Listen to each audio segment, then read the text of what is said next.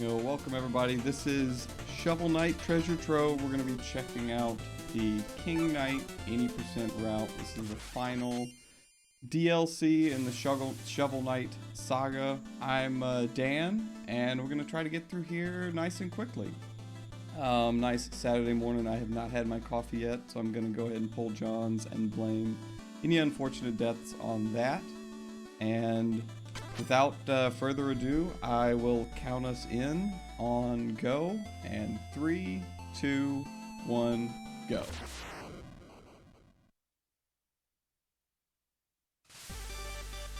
So King Knight is going to start out here in the plains. We're going to have some nice little introductory levels.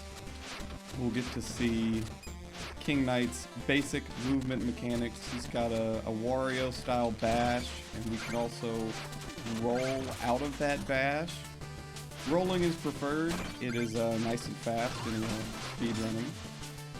If you just bash and you don't roll, you kind of lurch to a halt and lose your momentum. Bashing into walls and enemies is also going to give us a spin jump, which we can then pogo off of enemies with. And pogoing off of an enemy will reset our bash. You can effectively bash, pogo, to our heart's content.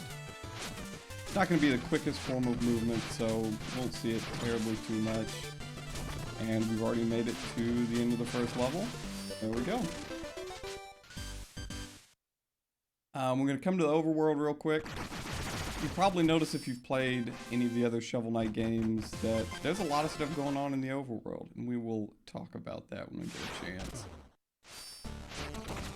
Got another level in the plains, introducing a couple new mechanics. We've got these grass-covered walls that teach us not all walls can be bashed into. Gotta use a little bit of creative movement here and there. We can also roll through enemies and items that have one hit point. That's going to allow us to move quickly through some of these areas. Get up through some of these vertical stages.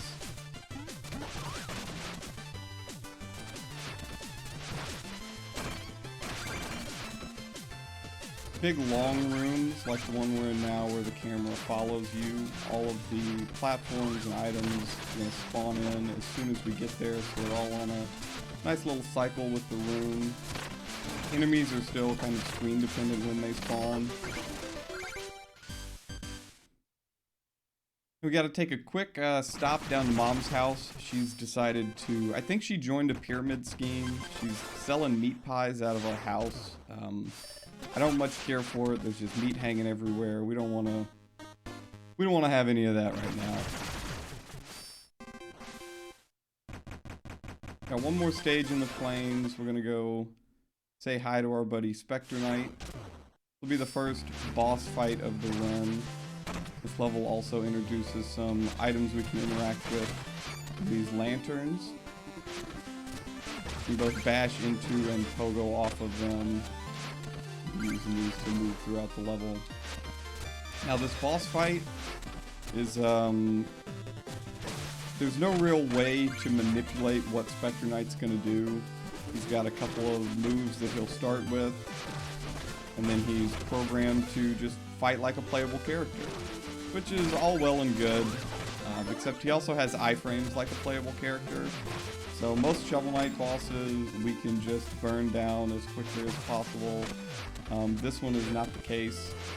Completely RNG what he's going to do, how he's going to attack, where he's going to move. So we're going to do our best to get out of here quickly.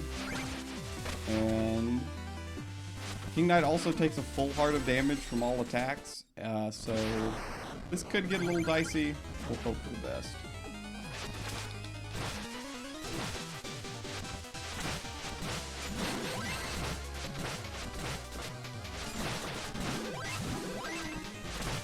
Him staying on the ground is definitely, and we're done. Definitely the behavior we want.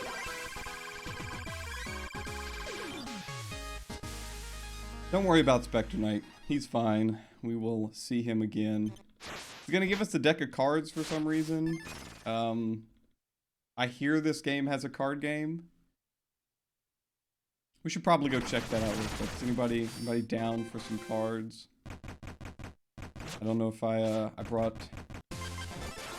my good deck. On second thought, we got levels to beat. We're gonna pick up some friends. We're gonna go visit our new airship that they apparently had and are letting us use. We're gonna save and quit from the airship and spam through all the menus to get back into the game. The reason we do this is because it avoids a bunch of overworld animations. So every time we go to the airship, we're going to be saving and quitting. So this stage might look familiar. Will eventually be King Knight's area, but we've got to claim our rightful throne first, if you will.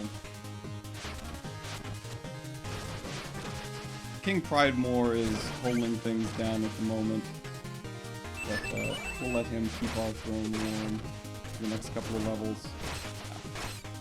These rats are not our friends. Not yet, at least. And we made it. So now's a good time to talk about the items we're going to be picking up for this run. We've been picking up some merit medals, you might have noticed, and we need exactly 6. Let's see, do we have 6? Yes, we do. So we're going to buy the turncoat item, which is the one item we're going to use for this run. Lets us do this cool little roll. It's also going to let us roll through enemies and absorb their attacks. If we absorb up to 3 attacks, we can unleash some flames for massive damage, and I missed the 1 cycle. No worries. We'll get it the second time around.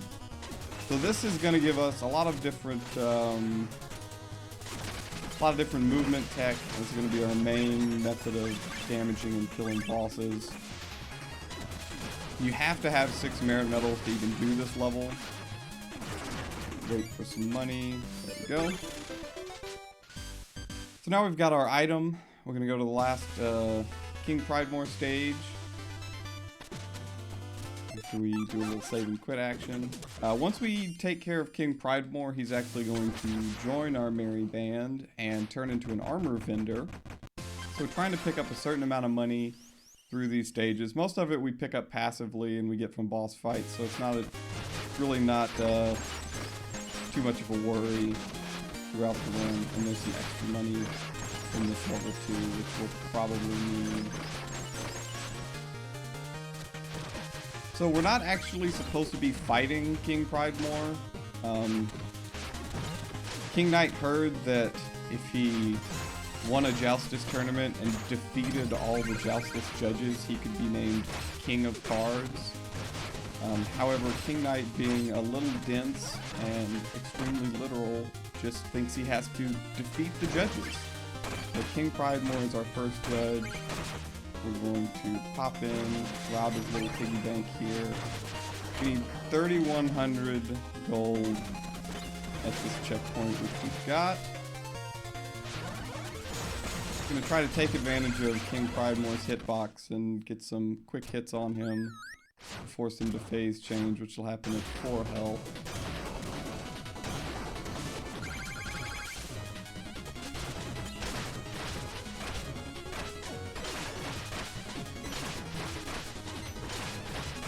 Oh wow, look at that. Exactly what we want to see. And that is about as good as you can do that fight. I might have missed one of the double hits, but I'm definitely not going to complain. Yeah, I stole that from David TKI, current world record holder of this category. I don't know if I've done it that well yet, so here's to marathon luck. Now we get a little cutscene action. We're going back to the ship. We're going to steal a little bit more of the King's money. Talk to Traitorous over here. Talk to King. And we're buying the Battery Brigandine. This is the armor we're going to use for the rest of the run. It lets us charge a bash that we can then release in any direction, including up and down, which is going to give us a lot of lot of options to move through levels quickly. This is the last item we're buying in the run, so for the rest of it, don't have to worry about money, don't have to worry about merit medals, we're just rolling our way through as quickly as possible. See some up bashes here to get through there. There's also an interaction with the charged bash and our item, the turncoat. Talk about when I get a chance, not on disappearing platforms. So normally when a bash ends, you just kind of come to a stop, including the charged bash. And you can't roll out of a charged bash. But if you cancel the charged bash while it's happening with an item, say the turncoat, you kind of maintain some of your momentum and get a nice little floaty jump off of it.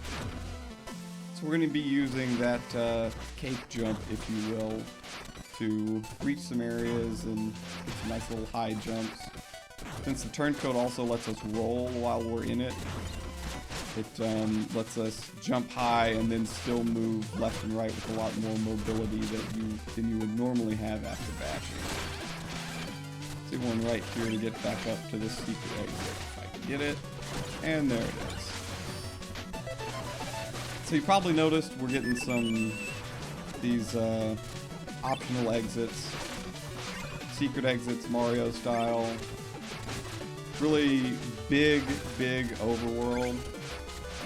A lot of optional levels, a lot of bonus houses. Makes for a really fun, casual playthrough. A lot of things to explore, a lot of items to get. A lot of card games to be had if you would like to. Yeah, that stage is a little bit nerve-wracking. We're on to some Plague Knight themed stages.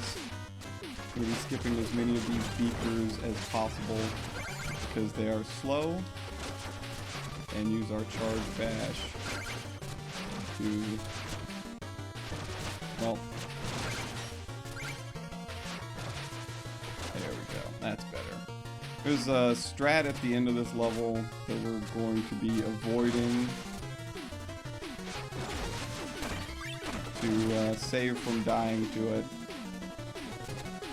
And skip one of the corks and ride one as it's coming out as opposed to going back. But like I said, I haven't had my coffee yet, so we're just going to take a nice leisurely stroll on this cork, do a little dancing for the crowd, and we're through there.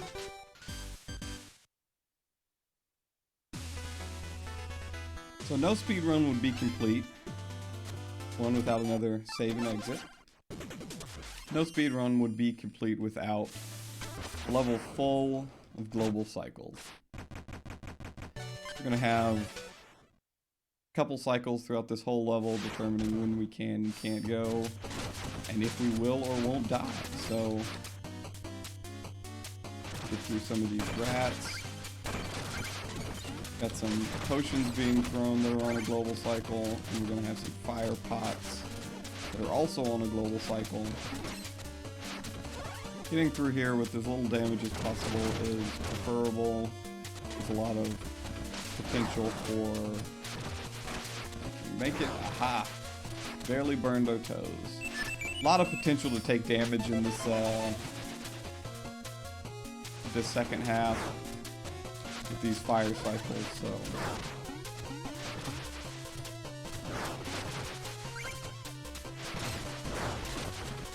And using that big floaty jump to get up there.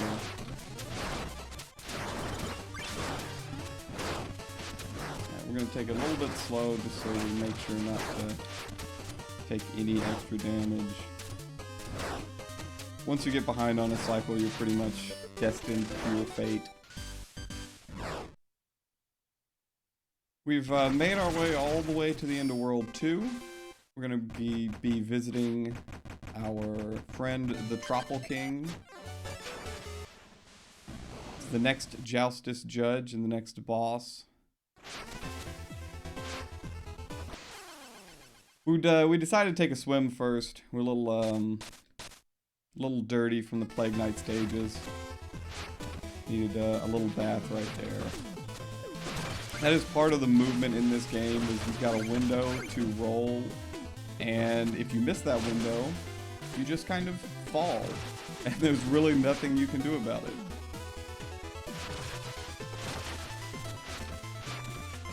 So if you've played any of the other Shovel Knight games, you'll see the speedruns. The levels are all very long, they've got lots of checkpoints, and then they usually culminate in the boss fight. King Knight is different. We've got another place to go swim right after the checkpoint, thankfully. We've got world bosses. You can still fight all of the typical Shovel Knight bosses, you know, Polar Knight, Tinker Knight, other knights that I can't remember right now because I'm trying not to die again. They're all optional overworld encounters. Alright, we got a nice little break right here. Anybody needs to take a drink, stretch your hands a little bit.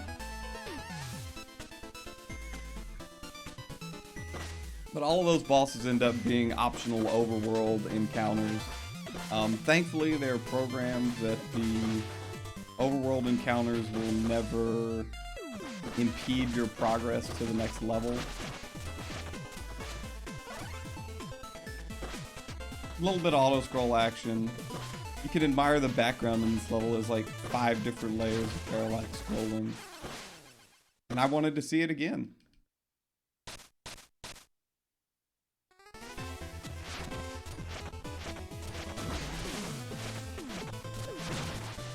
Leave it to the one big long section to have the bad deaths. I really just want to spend as much time in here with the Tropical King. He is my buddy. He's too big to fit on the boat, so we don't get to see him after this level. Alright. Stretch break number 2. I'm just watching out for everybody out there who needs to go grab a cup of coffee. Your second cup of coffee. I'm kind of jealous now thinking about coffee. Yeah, bust out the ring fit. There you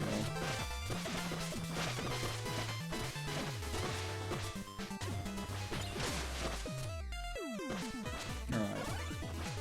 Make it on these platforms this time.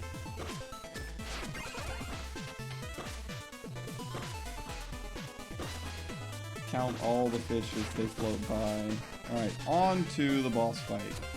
That was the best death, wasn't it, right before the boss. We don't need an extra boat, because we've got one right here. So, this boss is so big that if we use the turncoat on him, all of our flames are going to hit him twice.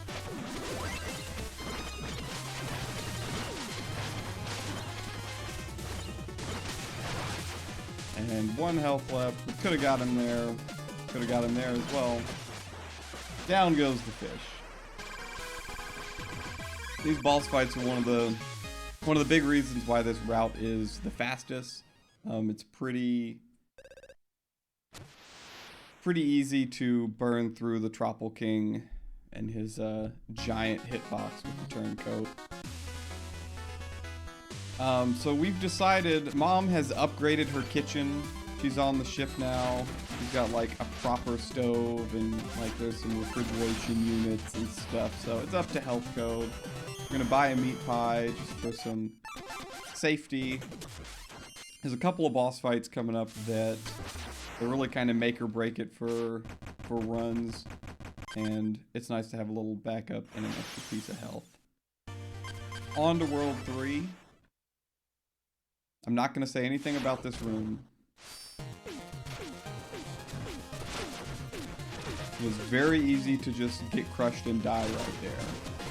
If you think about it, it's more likely to happen, at least to me.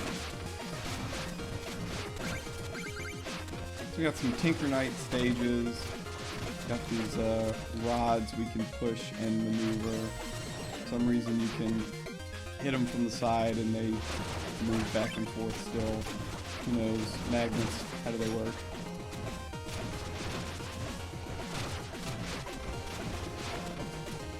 And we're done.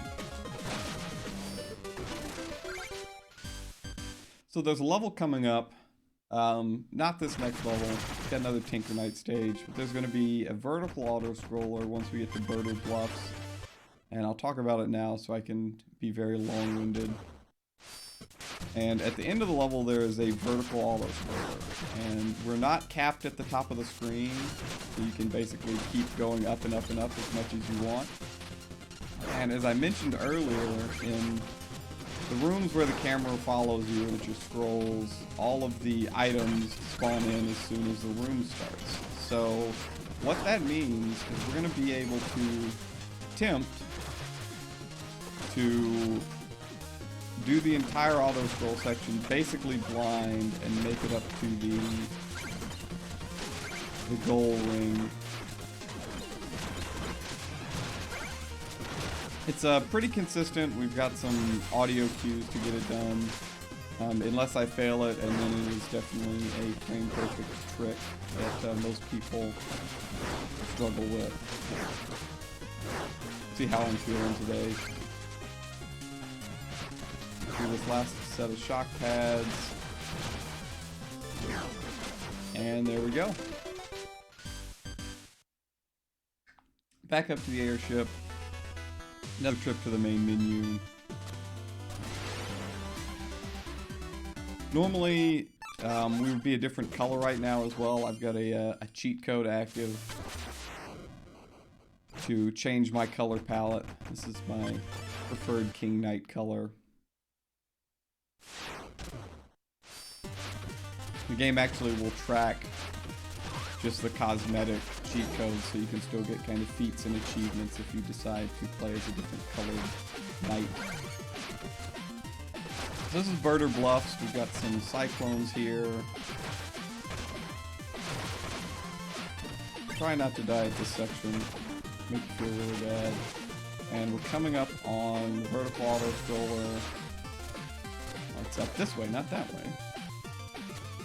See if we can end this quickly.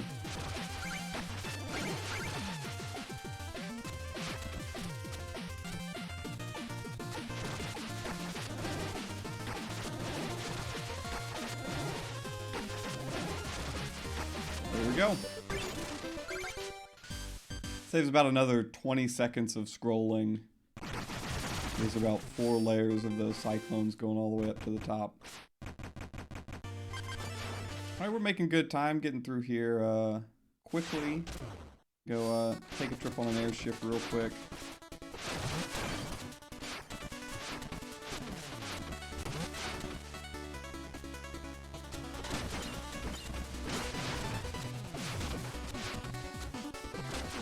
There's some big old hover meanies in this level, which are these green Jawa looking fellows.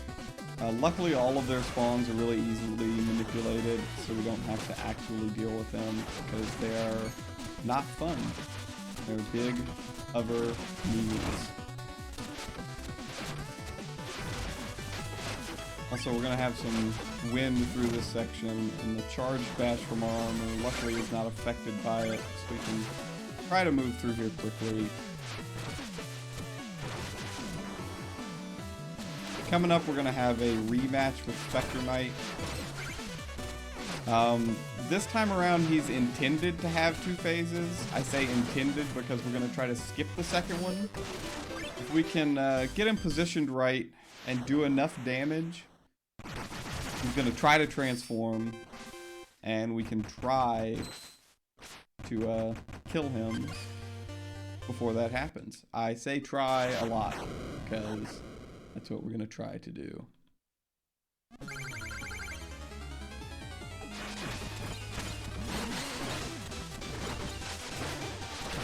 8, 9, 10, 11, 12. Do corner strats. Need you. And got it. Alright, I'm happy now. We got Spectre 2 phase skip. That makes up for the taking a bath a couple times earlier. First try, Spectre 2. So that's the first of the 2 boss fights. that really kind of gate this game. We've got another level, and then we've got King Birder, who's another real tricky boss that we've got some strats for. Try to take care of him pretty quickly. We shall see. This is new music for this game, as well as the new theme for the Birder levels. Shout out to Jake Kaufman for all the music he's done for all the Shovel Knight games. A lot of big long sections with moving parts in this stage. We're gonna try to get through one cycle everything if we can.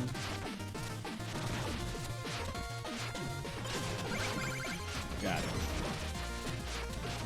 Since the enemies spawn based on the screen position and all the platforms are moving based on when you enter the room, it's really easy to not be in a position to one cycle some of that room because the enemies aren't there where you need them.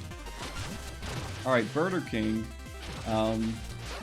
In short, we're going to try to pin him to the top of the ceiling. Got a bunch of healing cycles that we need to just burn through. That's the strat. And nice hitbox, bro.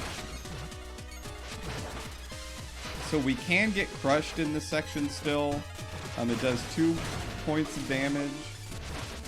So, yeah. Can be a little delicate. And that is, it's a really good birder kill. Alright. Chat saw it. I've officially made up for both of my... the 3 deaths in Tropical King.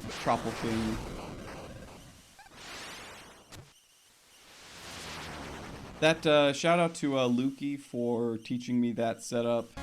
It's a little bit slower than a couple of the other setups, but it's the only one that I've got to work completely, 100% consistently. We need to get charges from his laser, and it's kind of RNG whether it shoots up or down. So by going to that far wall and jumping at the right time, you can catch it whether it goes up or whether it goes down. So we're into the last world map now. We're going to make our way to the Tower of Fate and battle the Enchantress like every good Shovel Knight campaign does. These stages get a little more hectic, a little harder, but there also is a lot of just waiting because there's nice pressure cycles and auto scrolls. Everything speedrunners love.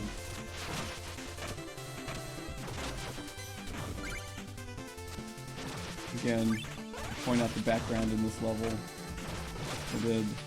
Yacht Club did a very excellent job, if I do say so, with all the pixel work and subtle animations and scrolling in the backgrounds of these levels. It is possible, I believe, to skip one of these pressure cycles by going underneath them. I purposefully never learned that strat, so I would not even be tempted. Lure this last guy up into the pillar, and there we go.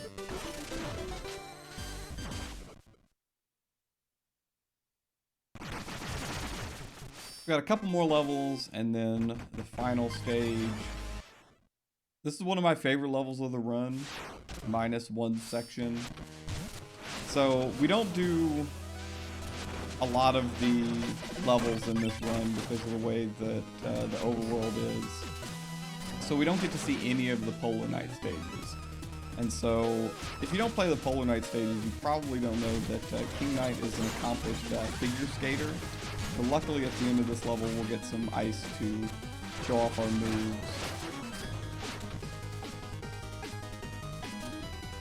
We don't need that checkpoint.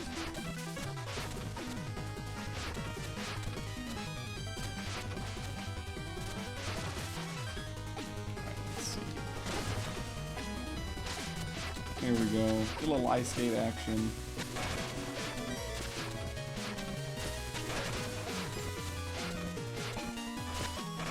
You're gonna try to carefully destroy a dirt block here to block an arrow.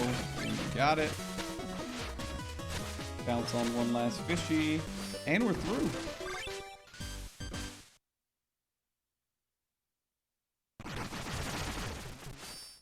This is the last full level warp wrap keep. It's rather slow, and we're probably gonna grab the checkpoint at the very end, as this level ends with a pretty long vertical auto scroller that nobody wants to see twice. So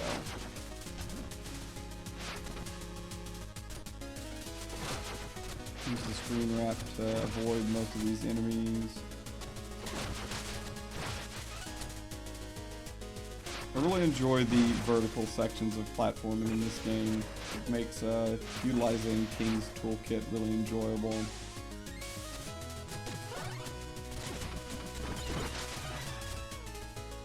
One more room. And then checkpoint.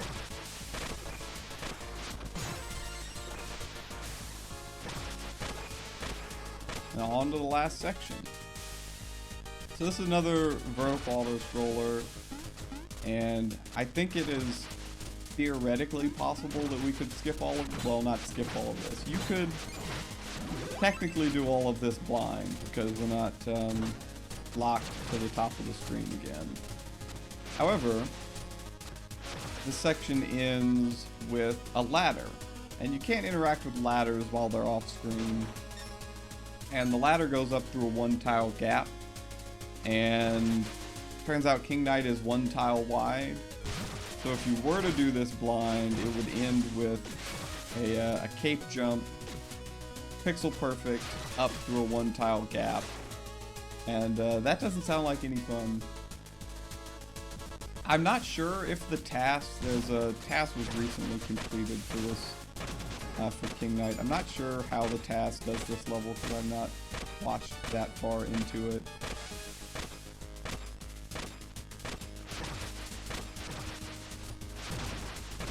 Couple more platforms, couple rats to avoid.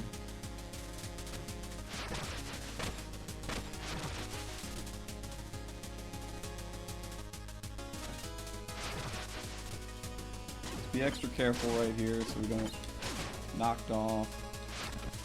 We will grab the gold ring off screen. There we go. And that's it. On to the final stage and some more boss fights. This is the top of the Tower of Fate. We're gonna crash through the window and make our way down to the Enchantress. Got a tile room to get through and a couple of other things to take care of before we make it there. I'm gonna try to take damage on the very last these tiles so we can fall straight through. A little bit of a speed strat. Of course, no good speed run would be complete without jumping, rolling onto one tile platforms right before you get to the checkpoint. We made it through there. It's going to be a total of 3 boss fights. We're going to first fight the Enchantress. She really didn't learn anything, and she's just going to be exactly the same as Spectre Knight. If you fight her in the Spectre Knight campaign, want to do enough damage to force her to phase. Go. We want to hit her while she's moving back and forth. That movement's a little RNG. Get some. Ooh, that was really good. Be cautious here and save our health. There we go. One final hit. Now she's going to take the friends we made along the way, which, I mean, the final boss is really just the friends we made along the way. She's going to take their essence, form a nice big giant boss. Our item is not really gonna do much. The strat for this boss is pretty tough. We're gonna use our charge bash to hit the boss and then try to recharge it so we can hit him again without losing any height, which means we can then chain those hits. So that's about the best quick explanation I can give.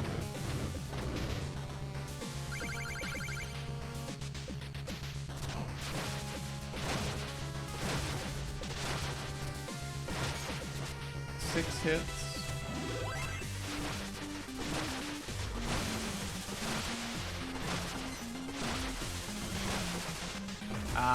Well, we get back on, maybe? No. Well, we had him for a bit. We just have to play through his normal phases. Hopefully grabbing a little bit of life here. Or we're gonna fall into a hole. We get another shot at this at least.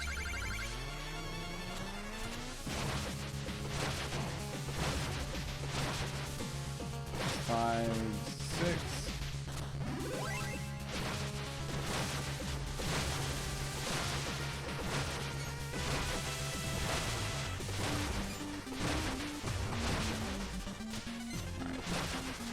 That's better. At one bubble he always transitions. And we're gonna do 2 more damage to him and then transition into his last phase. We're gonna try a strat here that's gonna glitch the fight out. Shout out to David, the brain freeze strat. If we can avoid landing on his hands after we start damaging the head, he just doesn't know what to do. And I will count down time. 1, 2, buckle my shoe. That's the strat.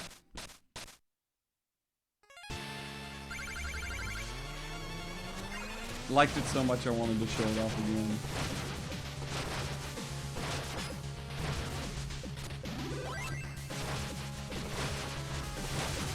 Kind of the story with this game sometimes. Yeah, the boss fights really determine what the run's gonna look like.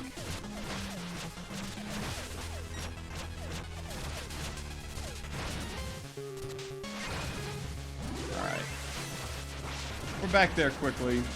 So what happened at that last section is when you take damage, you can refresh your bash, and I was a little too quick to try to bash again, and I hadn't got it over yet. So brain freeze, take 2.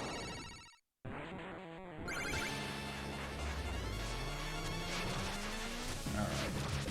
1, 2, buckle my shoe. There we go. Alright, time's gonna be 3, 2, 1, time. What was that? At about a 37. That's not terribly bad for a Saturday morning run. I don't know about y'all. That's the end of King Knight. Hope everybody enjoyed the run. Everybody donates to support Game Over Cancer. Shout out to Strizer and everybody behind the scenes putting this together. Shout out to the Shovel Knight speedrunning community. A lot of great folks that have really established a really welcoming community. If you're interested in any of the Shovel Knight games, hop on into the speedrun Discord. There's a bunch of folks that will be glad to lend you a hand, help teach you some strats, maybe tell a couple dad jokes. That's it for me. Enjoy the rest of the marathon and enjoy your weekend.